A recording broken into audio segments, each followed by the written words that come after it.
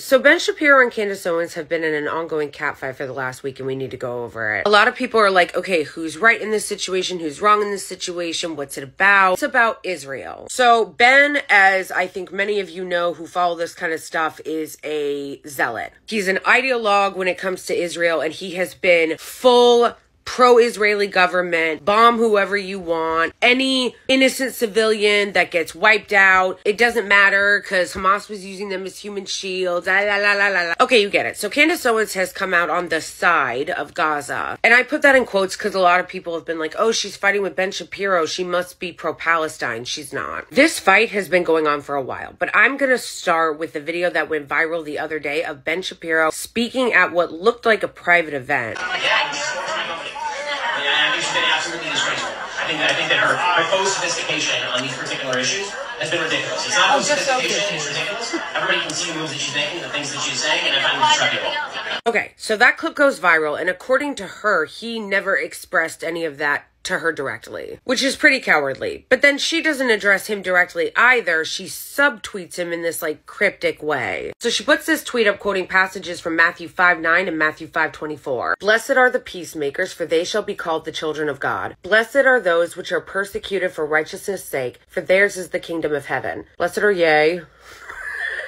Okay. And men shall revile you and persecute you and shall say all manner of evil against you falsely for my sake. No one can serve two masters. Either you will hate the one and love the other, or you will be devoted to the one and despise the other. You cannot serve both God and money. Now, she tries to pretend like this wasn't directed at Ben Shapiro, but come on. Of course it was directed at him. She did it right after the video went viral. And for those of you who aren't really that familiar with the Bible or evangelicalism, is evangelicalism a word? No, I don't think so. Or Christianity or whatever. That was meant as a slam at him. He is Jewish. He does not believe in the Holy Trinity. I do like, though, that she's making it about her. Like, she's like a martyr. Like, blessed are you who get persecuted for my sake. The part I want to draw your attention to, though, is the you cannot serve both God and money. This is where understanding the context of Candace Owens' history is important and relevant, because on its own, quoting the Bible saying you can't serve both God and money is like, I don't think problematic at all. There is a lot of corruption in the media,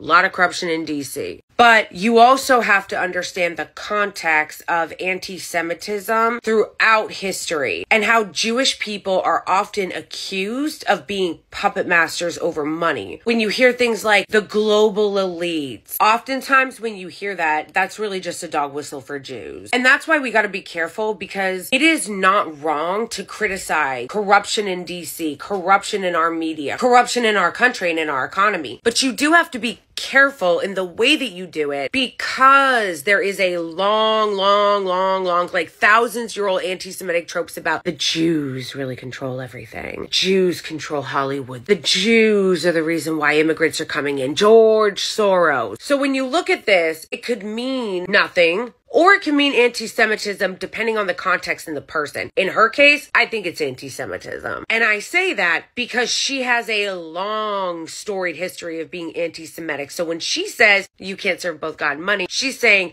listen, Ben, we know you're a Jew. And it's like the dual loyalty accusation that Jewish people get a lot. Jews over the course of history have been displaced, and so they're all over. They've been displaced many times. But you'll see anti-Semites a lot be like, go back to where you came from. You have dual loyalty. And Ben knows that it's about him. Okay, so then he retweets it and says, Candace, if you feel that taking money from the Daily Wire somehow comes between you and God, by all means quit. And then she responds, you are utterly out of line for suggesting that I cannot quote biblical scripture. The Bible is not about you. Ironically, she made it all about her. The Bible's not about you, Ben. It's about me. And then she writes, Christ is king. Now, again, in a vacuum, I don't think that that statement is problematic. She's allowed to be a Christian. There's nothing wrong with her having her own views. But that's not why she wrote that. That Christ is king was another passive-aggressive kind of dog whistle way of saying, you're not a Christian. Christ is king. You're going to hell. Don't argue with me about it. That is what they mean when they say it. That is really the reason why they're so obsessed with Israel. Because a lot of people on the right wing, including her, call themselves America first. They're isolationists. They don't want to get involved in foreign policy, but they're obsessed with Israel. And they will always take Israel's side no matter what. And that is because of this.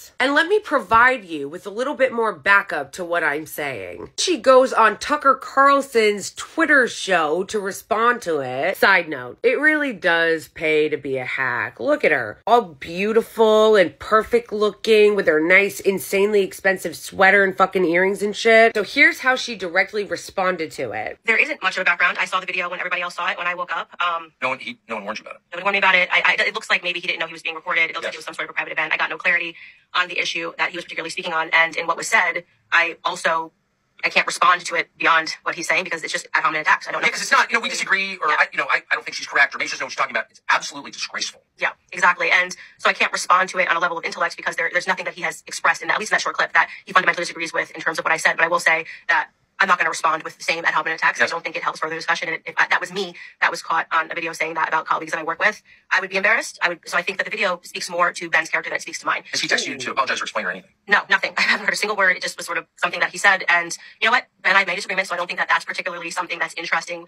We disagreed on the COVID vaccine. We disagreed on Ukraine and Russia. He has taken virtually every stance that has been the opposite of mine on every issue over the last 5 years. So I don't think that that's particularly remarkable. Vaccine. No, I didn't remember that. Yeah, he was pro the COVID vaccine. I was anti the vaccine. We were all idiots for not getting the vaccine. So that's totally fine. I am totally open to people having a difference in opinion. Right. I would hope that amongst colleagues that it would always be civil disagreement. And I would never in a private event stand on a table and talk badly about Ben. It's a little weird. So he was on the left on those three biggest issues of our time, is what you're saying? He has converted his opinions. He's accepted responsibility. He said, I was wrong about the vaccine. Oh, good. He is, obviously pro pharma. His mom's a doctor. And I say to people, I'm very aware of my perspectives on big pharma, and yes. I talk about it on my show openly. And I think that that's a tremendous credit to the Daily Wire that they allow a difference of opinions. But I would, as I said, hope that it would remain respectful and that you wouldn't throw your colleagues under a bus, so to speak. Okay, just a side note, because I know that this is not about like big pharma or whatever, not that kind of video. But I really get annoyed when they say that they're anti-big pharma because they're not. When we say, like, people who are like on the left or left-leaning say that they're against big pharma, we mean we're against their corruption, we're against their lobbying, their influence, their price gouging, the whole monetary and corporate scam of it. That's not what they mean. They love all of that shit. They mean they're anti-vax. I also love, though, how she's such a mean girl. She's such a mean girl. She does that passive-aggressive thing that you see women do a lot where they're like, I'm going to insult you, but I'm going to couch it in concern. And turns the tables on him, saying that he's not reflective of the day-to-day to Daily Wire. And the vaccine isn't the only time that she did it. She's about to do it again. It's classic mean girl shit. Watch. Is he your boss?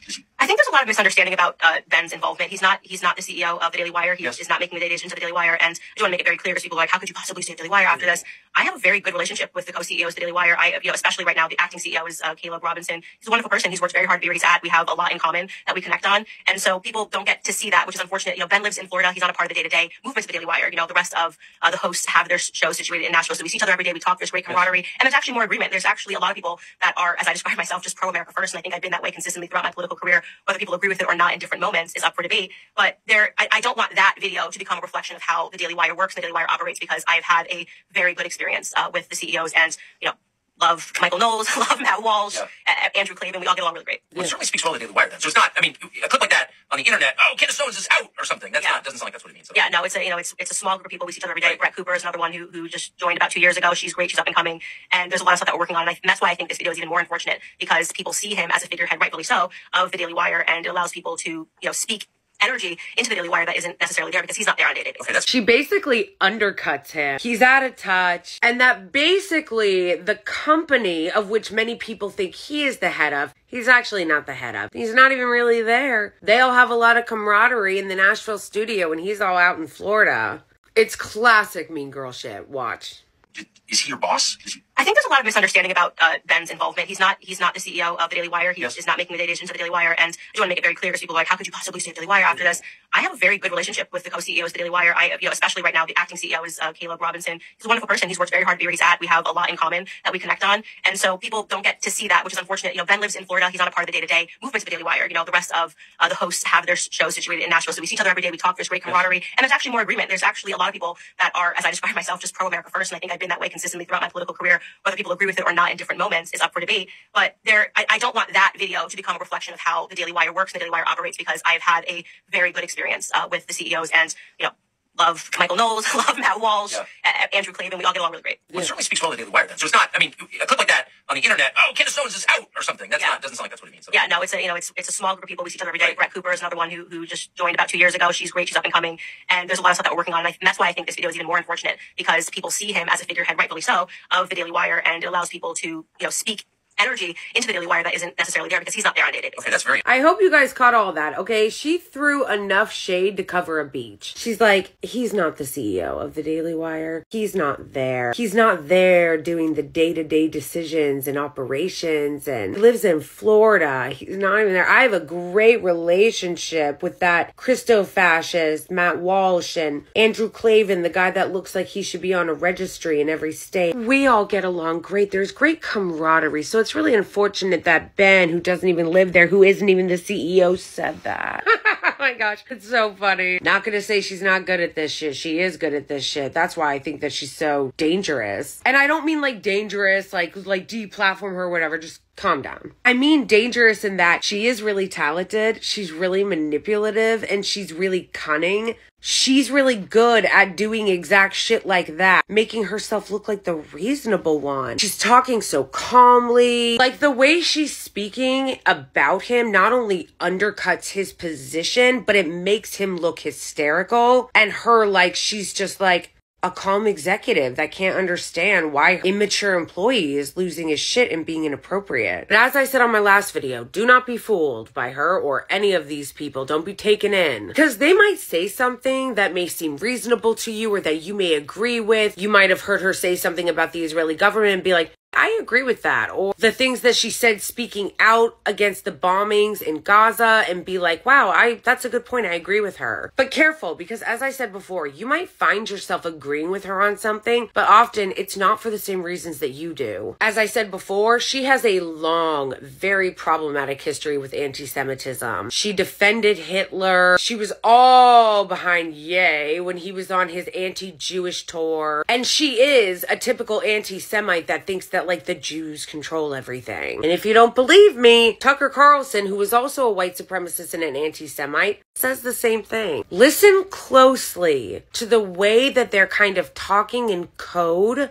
about Jews in this clip. And like I said, listen closely because there's a lot of subtext in here. He's a pro-Israel comedian on my show the other day, and I explained this to him. I said, you are demanding that we have this same response that you are having about what people are saying on college campuses. The rhetoric on college campuses hasn't changed. Did you not remember what they were saying, what professors were saying, the anti-white explicit racism that was happening, and not even just allowed in terms of student protests, but was written into the curriculum at these universities for years. People were learning this actively in school, that whiteness was associated with wrongness. You had college professors that were writing about this need there needs to be less white people in America. You can find these articles. They exist online. They're everywhere. And that seems genocidal. I mean, if you're saying, like by definition, if you're saying being a certain ethnicity or race is itself a sin, we need less of you.